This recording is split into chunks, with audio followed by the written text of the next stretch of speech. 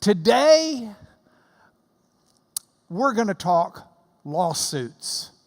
Now, I wore one of my lawsuits. I didn't wear my shirt and tie, but this is one of my lawsuits. And yes, I am sporting Kansas City Chiefs footwear because I'm doing everything in my power to make sure we win today.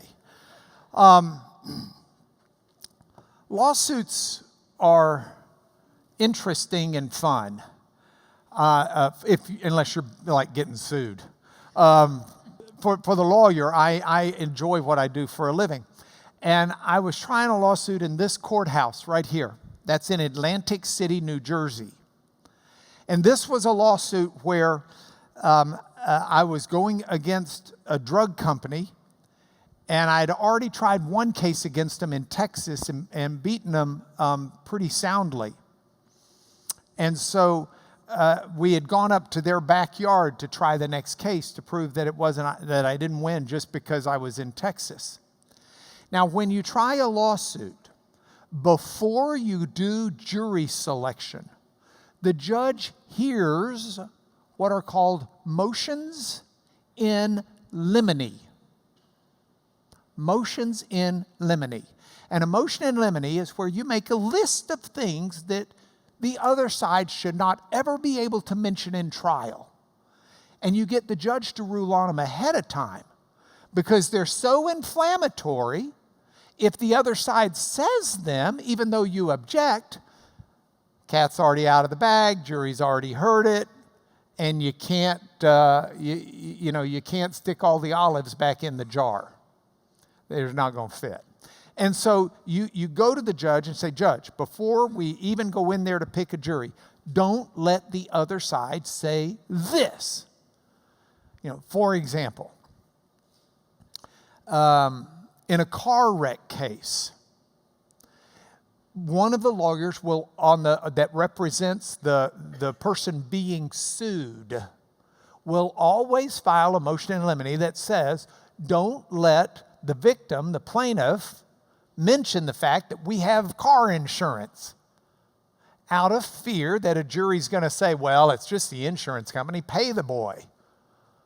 So those types of things are in there. Now, these are pretty standard things. Sometimes you've got something weird.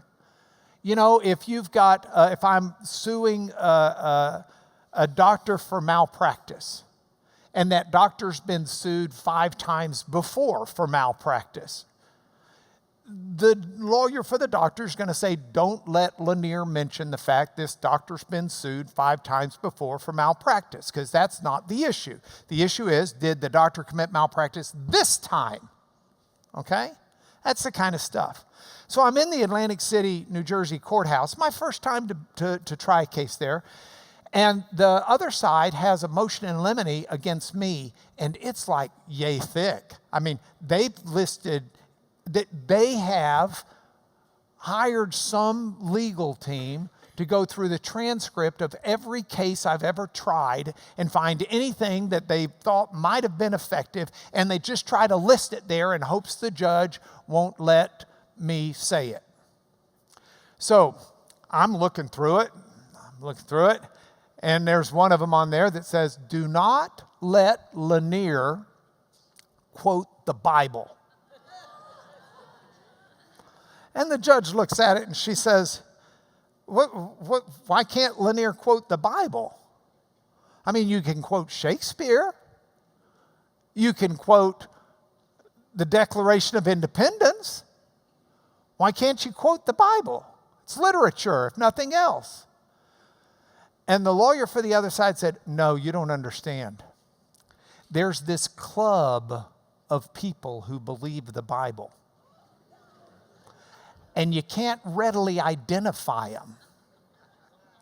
And what Lanier will do is he'll quote the Bible without saying he's quoting the Bible. And then people on the jury who are in the club will realize he's in the club. And it's going to totally distort things. And I said to the judge, I said, well, look, You can't stop me. You should not be able to stop me from quoting the Bible. You're right. And I have no doubt that some of my phrases that I use find their source in the Bible. They probably do, because I do spend a lot of time in the Bible. I said, but as a practical matter, I can assure you, Atlantic City, New Jersey, just on appearance so far, doesn't seem to be the buckle of the Bible Belt. And if I was going to quote anybody up here, I'd probably quote Donald Trump. Now, this was before he became president, and this was, a number of years back. And I said, but as a practical matter, I don't need to police myself. I ought to be able to say these things. And the judge said, I agree. And at this point, the other side says, Judge, we have a case from the New Jersey Supreme Court that says lawyers can't quote the Bible, and if they do, it's reversible error. The judge said, well, let me see that. They hand it to the judge. They hand me a copy. I start looking at it, and I start laughing. The judge says, why are you laughing? I said, this does not say I can't quote the Bible. What this says is I can't violate the golden rule. The golden rule says I can't ask the jury to put themselves in the same shoes as the plaintiff. I can't say, how would you feel if this were you? I'm not allowed to do that. I know I'm not. I would never do that. But it doesn't say I can't quote the Bible. In fact, what it says is, and I started reading out loud, this is called the golden rule violation based upon a premise found in the Old Testament to do unto others as you would have them do unto you. I said, now, Your Honor, I think it's important for you to note that that's not found in the Old Testament. It's found in the New Testament. The New Jersey Supreme Court got the reference wrong, and maybe if you had lawyers who knew the Bible a little bit better, it wouldn't have this problem. The judge started laughing, and she said, Mr. Lanier, you know what you can and can't do. I'll expect you to do that. And I said, thank you. Lawsuits and the Bible, an interesting combination. So if we pull Hosea off the shelf and open it up, we're going to see in Hosea God going to trial. God actually there are 3 trials in Hosea. So what I'd like to do is talk about trials in general in Israel at the time. And then I want us to look, at God in trial, and then we'll have points for home. So trials in general. If you go to Megiddo, Tel Megiddo, which is an archaeological ruin, you will see at the beginning of it this reconstruction of the entrance to the city. And you would come in, and there would be these gates. And this was multi-chambered with 3 gates. And these are gates that could be barred shut in the event an enemy was coming, and they'd have to fight their way through. But they were also gates that would be open during the day, because all of Israel that are behind the city walls would go out to do their farming, to do their shepherding, to do their vineyarding, to do their work, to do their travel, etc., to go collect foodstuffs. All of that's done, going in and out. These are people. That's a massive big gates. Okay? Those gates, if we blow it up, those gates open up to an area where you've got this big expanse. Because if the soldiers are coming and attacking the city and trying to break down the gates, then that's where you've got your army amassed ready to take them on. If you've got a situation where you've got commerce and everything, that's where it took place. So you've got this massive area just outside the gates. Here I'll throw the real picture up of the ruins. That is where court was held. Now, a little different with Jerusalem and the Sanhedrin in the time of Jesus. But in these towns, in the era of Hosea, court was generally held in the city at the gates. The court system itself was overseen by an appointed judge. The judge, Deuteronomy 16:18, you shall appoint judges and officers in all your towns that the Lord your God is giving you, according to your tribes, and they'll judge the people with righteous judgment. So that's what the judges would do in the city gates, where the trial would be held. Now, there were different things you could be tried for. And a lot of things that they had were not things that you got tried for. A lot of those things, I see I've got an issue here. A lot of those things, that needs to go up to the top. Hold on. Sorry. Yeah. Here we go. Okay. Now, a lot of the things you could get tried for are just handled at home. The men were deemed to be the judges within their own household.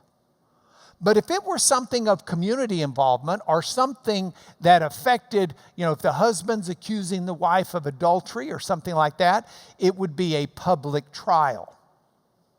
So I want to give you one of these, and this is one that actually, comes from, here we go, a capital offense. A capital offense means that it's one that subjects you to the death penalty, capital punishment. So one of the capital offenses that God detailed was breaking covenant with God. And here's the passage, but it gives us not just insight into breaking covenant, the offense, but how the trial was set up.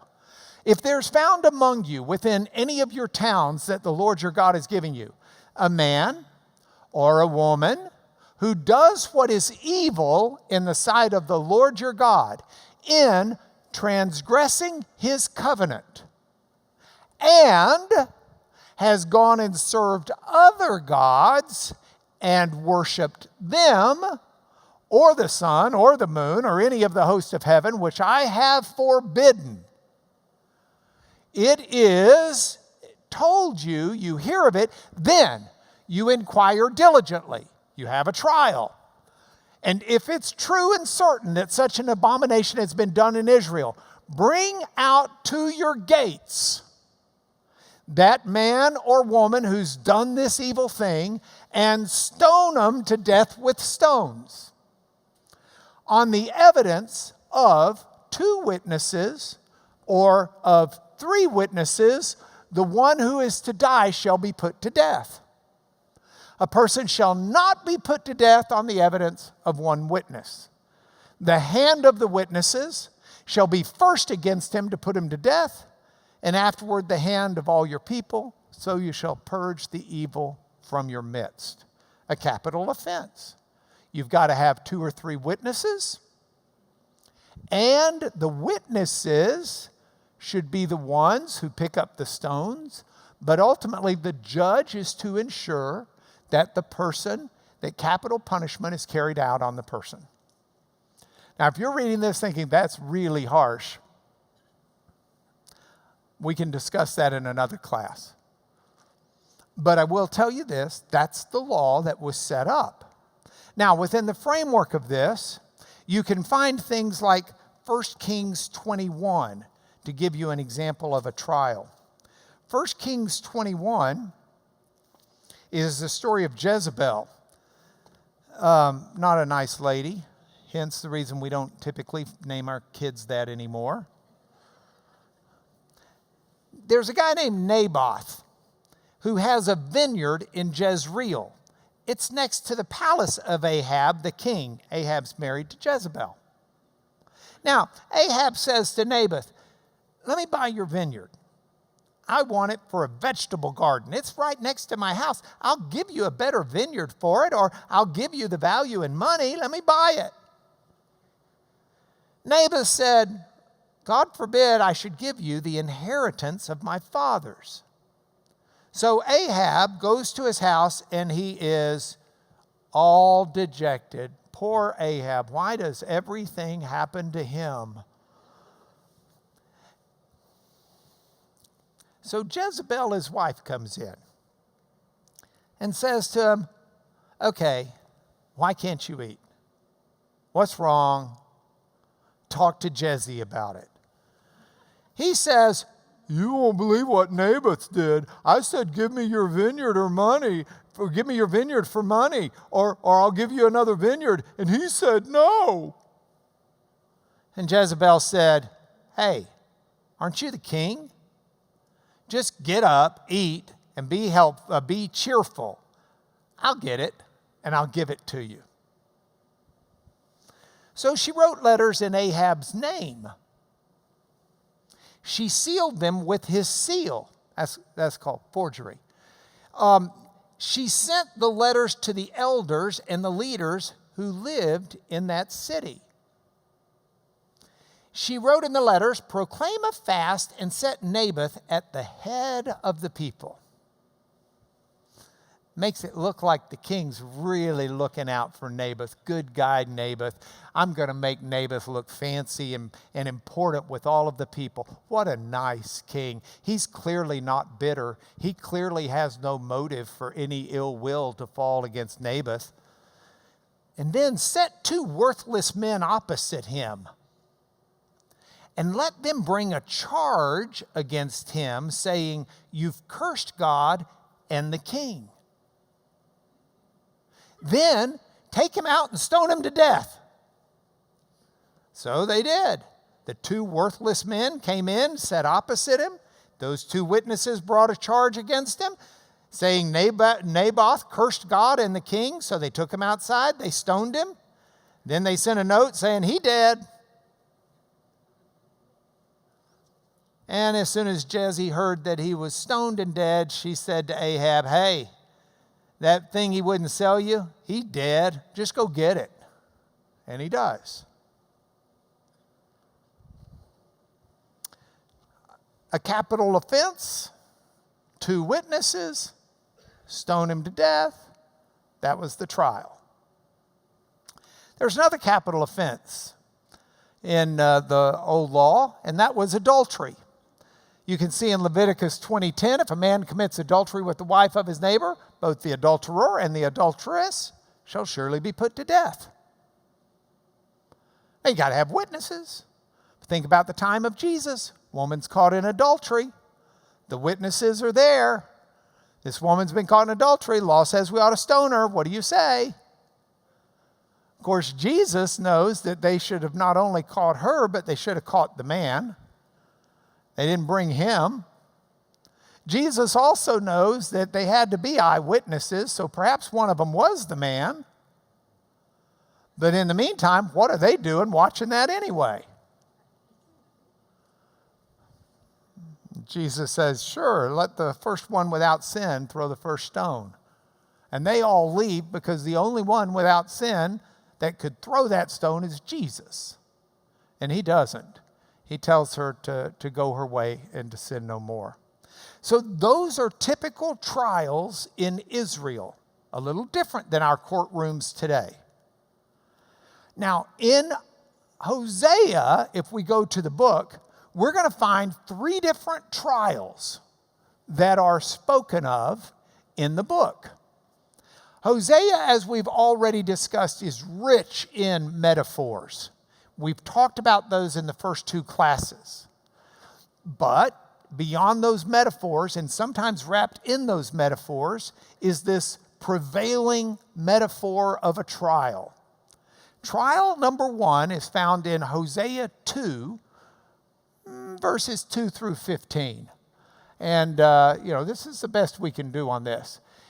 This says a trial that says Israel has committed adultery. Now, that's a capital offense. Remember, Israel was called to be the bride for God. They had entered into a covenant relationship of marriage with God. And so Israel, as an adulterous people, the marriage is dissolved. But Israel goes on trial for committing adultery. And it starts out with the call to court. If you go to court today, cases get called even now. Judges will start out. I was at a hearing on Friday afternoon, and the hearing began with the judge saying to the court reporter and to everyone else, calling case number so-and-so against so-and-so. Will the lawyers announce present? Mark Lanier here for the plaintiff. The call to court here is a little bit different, but it starts out with, make an accusation against your mother. The English Standard Version translates it, plead against your mother. Plead that she is not my wife and I am not her husband. The word that's translated there, plead, is riv. Riv can mean quarrel or fuss, but it also means plead in the sense of a pleading, a lawsuit.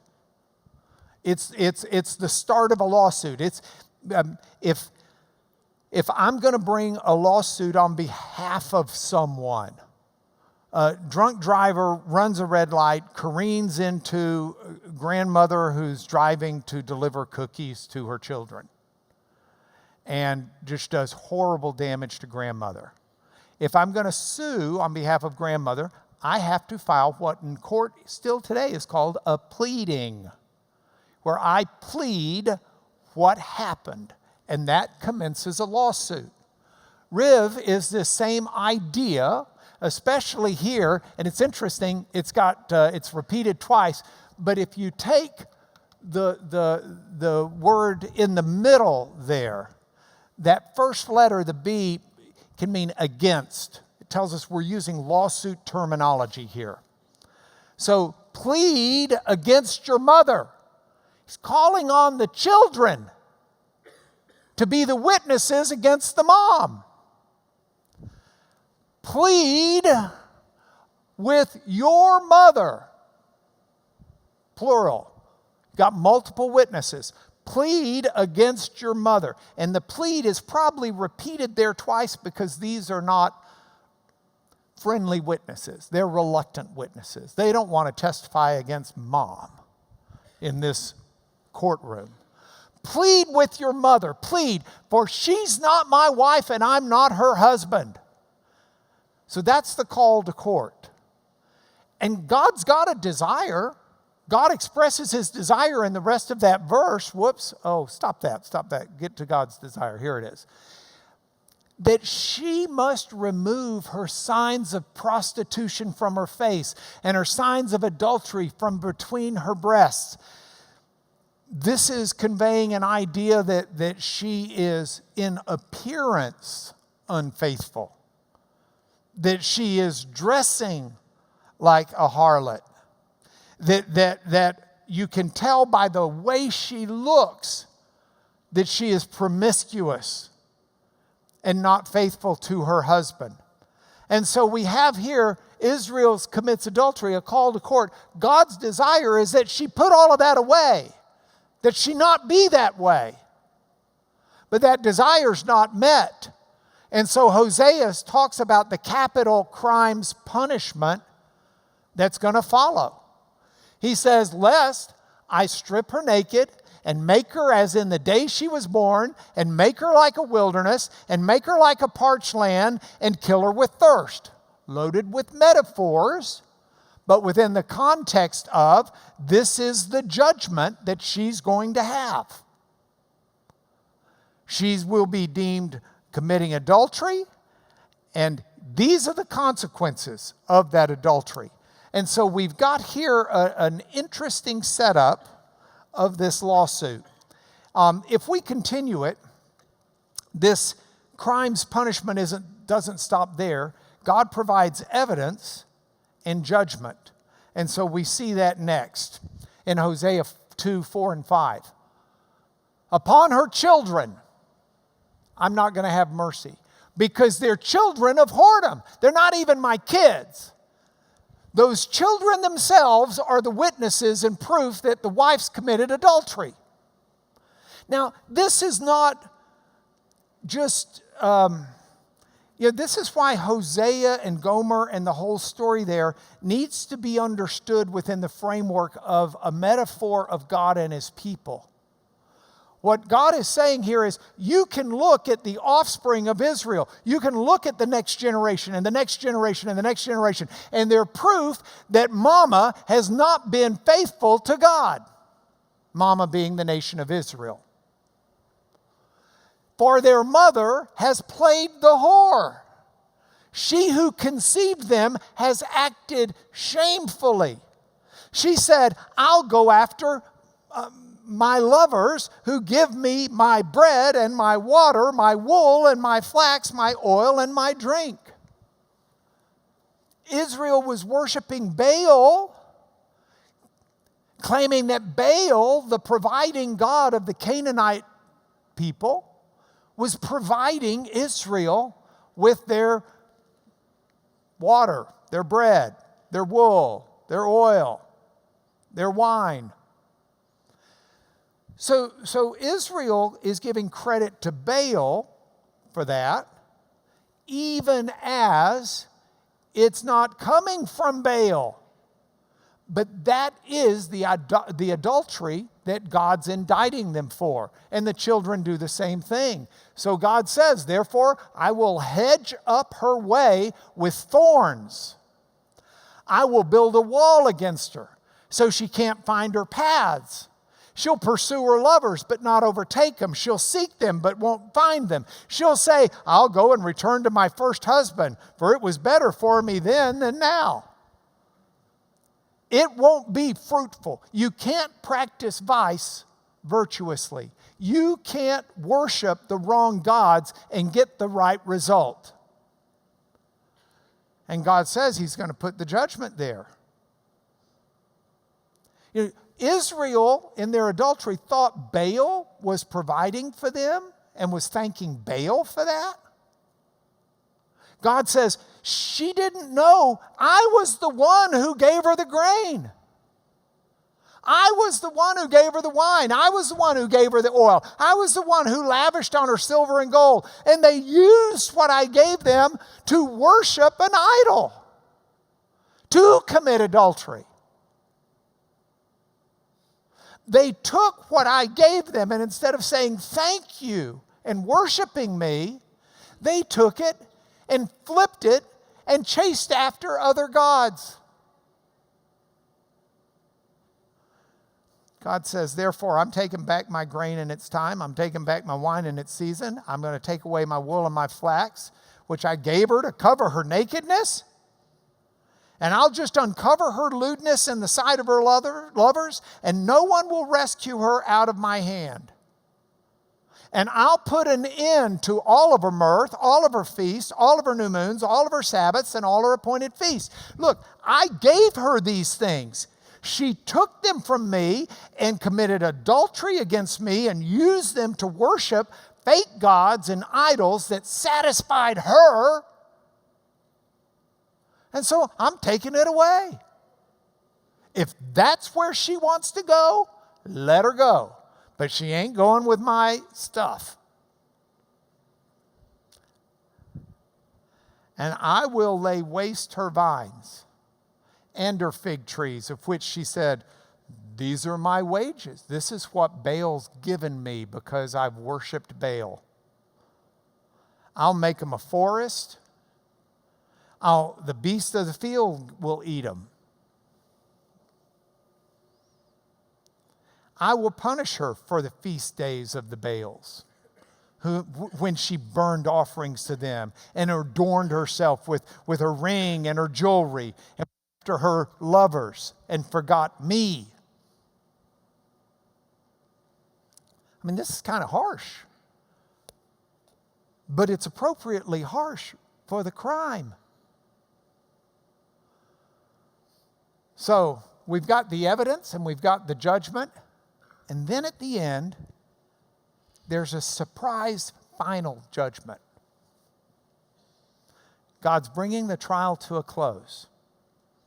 Are you ready for it? Look at this final judgment. Therefore, behold, I will allure her and bring her into the wilderness and speak tenderly to her. God says, I'm going to allure her. I'm going to woo her. I'm going to bring her into the wilderness. That's my wife and I were talking about some friends who were going through some marital difficulties. And I asked my wife, I said, you knew them when they first got married. What did they find in each other that they loved? I wonder if there's any way to tap back into that. I was talking to one of our daughters, Gracie, when she was in high school, and I was talking to her. I said, a friend of mine's got a daughter who just seems to be way off the reservation right now. I said, do you have any suggestions? You're a kid about the same age. Any suggestions for what the dad might do or the mom might do to help woo her back into the family? And my daughter's response was, find some old pictures when the family was having fun. Just find those good times and maybe remind them of those. Work through some of those and try to pull out that bit of the heart. Again, good advice. But that's what God's saying here. I'll bring her into the wilderness and speak tenderly to her. He's hearkening back to how God brought Israel through the wilderness to the promised land, providing for her food every day, providing water even from rocks, winning her battles, leading her by fire at day or night and cloud by day. That God's saying, I'm going to appeal to her. I'm going to woo her.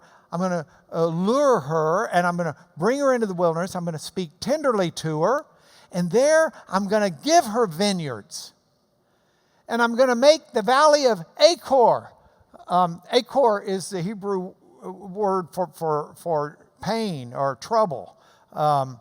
It means that. So it's an actual place, but it's a pun that's being made by Hosea. The valley of Achor, trouble. I'm going to make the valley of trouble a door of hope. And then she's going to answer as in the days of her youth, at the time when she came out of the land of Egypt. Isn't that a surprise ending? God says, I'm going to punish. I'm going to pull away. I'm going to do what's got to be done. But in the end, I'm going to bring my people back. And what we see here is an interweaving of law and grace. God's going to follow the law with Israel. He's going to do what he said he'd do. God had made it clear. God had said to him over and over, you do A, I will do B. You do A, I will do B. They did A, he's going to do B. But he's also going to do C. Because it's not just the law that he gave, it's also grace and mercy as he brings his people back. So that's the first trial. Now, I don't have as much time to get into the other trials, but I want to show them to you. You can study them on your own, and we'll look at it some. Trial number 2 is found in Hosea chapter 4, verses 1 through 19. And here's the trial of the other capital offense, the first one I showed you. Israel has broken their covenant with God. So it starts with a call to court. Here's the call to court. Hear the word of the Lord, O children of Israel, for the Lord has a controversy, riv, a lawsuit. Here it is, riv. Because riv, the Lord has against you, with the inhabitants ha'eretz of the land.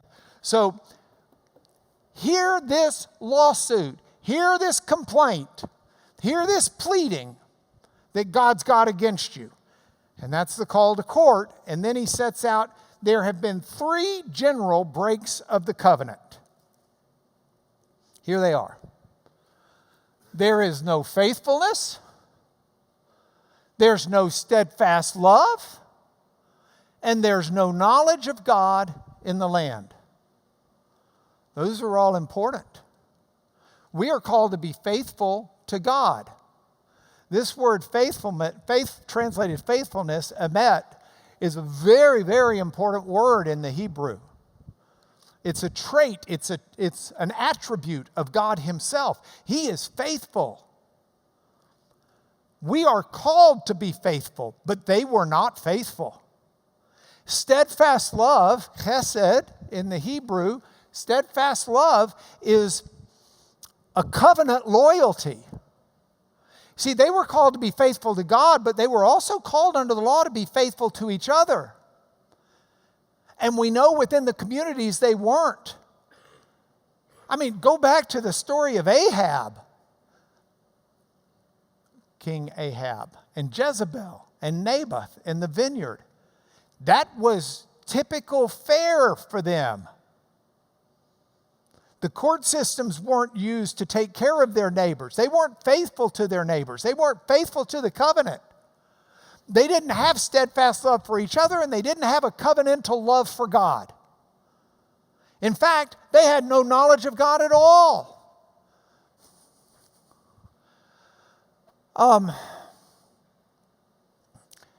This idea of knowledge, yada is the root in the Hebrew. It means an intimate awareness. It's not just a head knowledge, it's a relationship. They didn't know God in a related way, in a relatable way. And so you have here just a horrendous situation, and those are the three general violations of the covenant.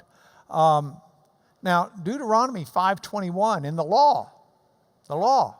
But you stand here by me, and I'll tell you the whole commandment and the statutes and the rules you're going to teach people, that they may do them in the land that I'm giving them to possess. There was a responsibility to teach the law. There was a responsibility to impart knowledge of God, and the people had fallen down at doing it. So those are the three general covenant breaks, but then Hosea gives 6 specific breaks of the covenant. Gets real detailed here. He says there's swearing, lying, murder, stealing, and committing adultery. They break all bounds. Bloodshed follows bloodshed. They're swearing. You go back to the 10 commandments, the first 3 commandments. Don't have any other gods before me. Don't make any graven image. And don't take the name of the Lord your God in vain. Those relate to the kind of swearing that's being talked about here. This swearing, Allah, it's Allah, the H doesn't sound. This swearing is not cussing. It's taking an oath by God's name or by the name of another God. It's like saying, I swear to God. When you're not swearing to God, you don't take oaths by someone else's name, by the name of God. And so they're violating those commandments. It's not just those. Lying. Kachesh. Lying. Thou shalt not bear false witness against thy neighbor. They're violating that one. They're lying. I mean, look at the 2 witnesses in the Ahab story. Lying. That was typical of that era. Lying. Okay? What else? Murder. I mean, that's a gimme, right? I don't need to, thou shalt not kill. Stealing. Again, another gimme. Thou shalt not steal. Committing adultery. Another gimme. Thou shalt not commit adultery. They're breaking all of the bounds of these commandments, but even beyond that, bloodshed follows bloodshed. That's a weird translation, worthy of thunder. This is actually Hebrew that says, I can't see it when I get that close, I'm sorry, damim, badamim, yeah. So this is it. It's idolatry, or an idol touches an idol. They're worshiping idols. An idol touches an idol. Could also mean bloodshed follows bloodshed. Violation of a commandment, either way, a specific one. So you've got 6 specific covenant breaks. And then God gives the consequences. Therefore, the land mourns, and all who dwell in it languish.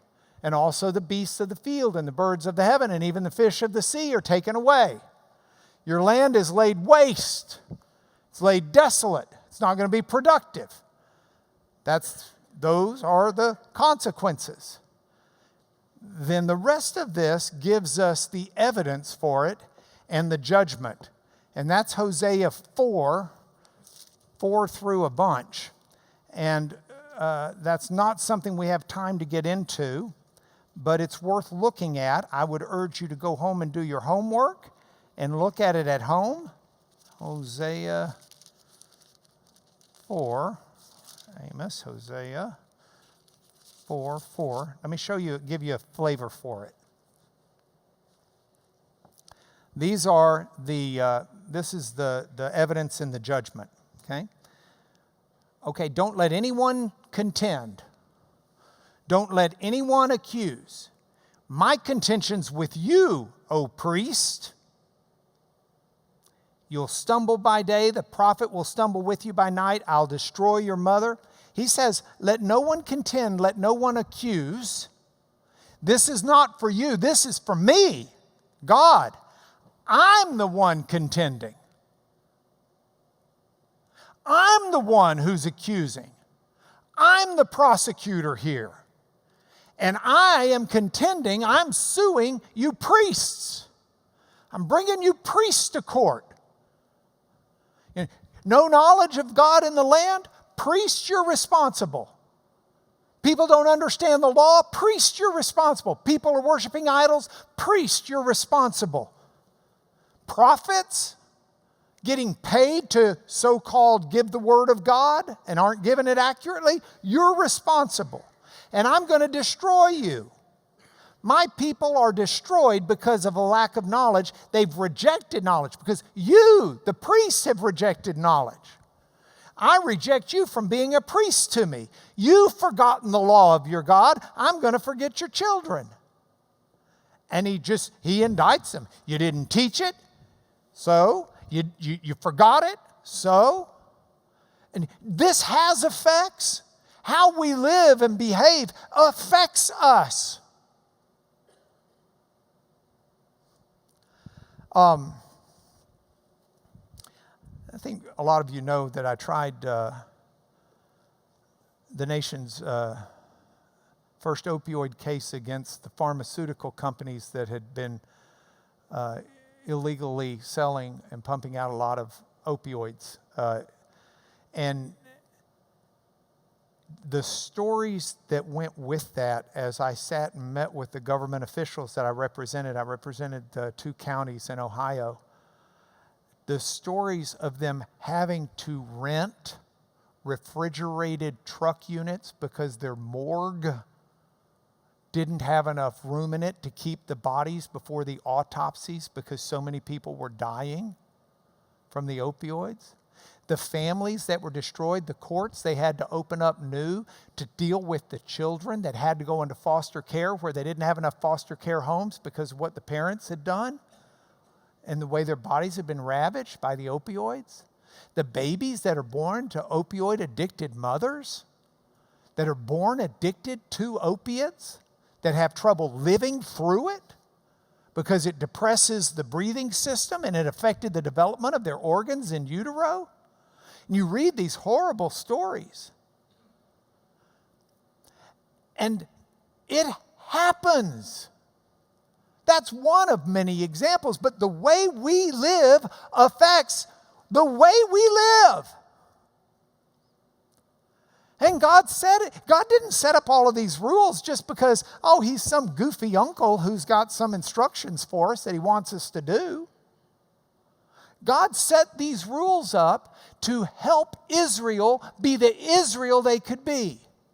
And if they had followed his rules, they would have been. But they didn't.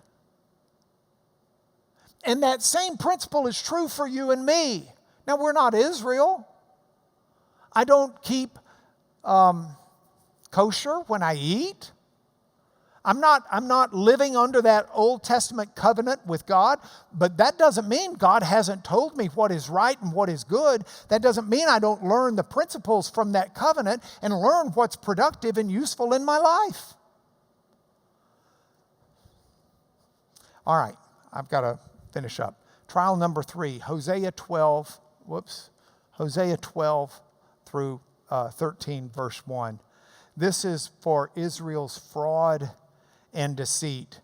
And it starts out with a call to court as well. The Lord has an indictment, a lawsuit against Judah, and will punish Jacob according to his ways. He'll repay him according to his deeds. And then Hosea uses the contrast of the original Jacob and the Old Testament story in Genesis of Jacob, and how Jacob learned from his lesson and went from being a deceiver into being Israel who had found God. And he contrasts it with these people who didn't. These people who are Israel, and they lost God instead of finding him. And so you've got that call to court, but the guilt is explained in those verses 3 and follows, and you can read that when you've got time if you choose. And then there's the ultimate judgment that's given. And the judgment ends in chapter 13, verse 1. When Ephraim spoke, Ephraim being Israel, there was trembling. He was exalted in Israel, but he incurred guilt through Baal, and he died. And that's the fruit, the poisonous fruit that they were consuming. So, if that's God in trial, what are our points for home? What do I get out of this anyway? First one is just time out. Time out. Go back and remember that first desire that God expressed for his people in Hosea 2:2 in trial number 1. She must remove her signs of prostitution from her face and her signs of adultery from between her breasts. She must transform herself. She must quit behaving like she is.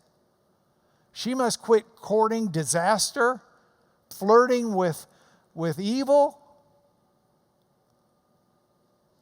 And God wants what's best for us. That's not just because he's a harsh taskmaster. It's not just because he gets his feelings hurt. He's out for what's best for you and me. And we live with an understanding of the grace of God expressed in Christ. And that's glorious and that's wonderful. And I couldn't survive without it. But we must never forget the seriousness of the sin. Dietrich Bonhoeffer wrote a book for which he's famous, The Cost of Discipleship. And he said, don't ever use the phrase cheap grace. Because grace is not cheap. It cost God everything he had. God was willing to pay the ultimate price for that grace so that he could justly forgive us. And if we don't take our transgressions seriously, and yes, we've got grace. Grace upon grace, Paul says. But it's necessary. And it does not change the fact that when we dabble with sin, we have negative consequences in this life. Point for home number 2. God's not blind. Hear the word of the Lord, O children of Israel, for the Lord has a controversy with the inhabitants of the land. Ki pi Adonai diber. The mouth of the Lord has spoken it. Shema, Shamu, I guess is what it says there. Hear the word of the Lord. This is God's message. God's not just off binge watching season 4 of Fauda. I mean, God is integrally familiar with each one of us, and he cares about you today. And the final point for home, I said, don't miss the interweaving of law and grace. There I will give her her vineyards and make the valley of trouble a door of hope. There she'll answer as in the days of her youth, as at the time when she came out of the land of Egypt. That interweaving, that promise that in the end God is going to be merciful to Israel, that mercy extends to us. The law was violated. The law of Moses was violated. That justified death. But we live under the mercy of God with Jesus Christ. See, this is why passages like this John one that you're going to have so much to say, one of Coach's favorite passages. From his fullness, from God's fullness, we have all received grace upon grace. The law was given through Moses, and it was good, it was instructive, it was useful. But we have grace and truth through Jesus Christ. That's the ultimate era in which we live. That's why we have forgiveness. That's why we have joy. That's why even though we are unfaithful to God in our walk so many times, He's still gently trying to. Now, sometimes He may have to knock you down to your knees to get your attention, but His desire is to gently mold you into what you can be. And nobody is so far gone that God can't turn your life around by the mercies of Jesus Christ. And that is His desire, and that is His ultimate goal. And if we're caught in the valley of trouble, we must never forget the door of hope that is in Jesus. So that's the lawsuits in Hosea. David Capes is going to start Micah for us next week.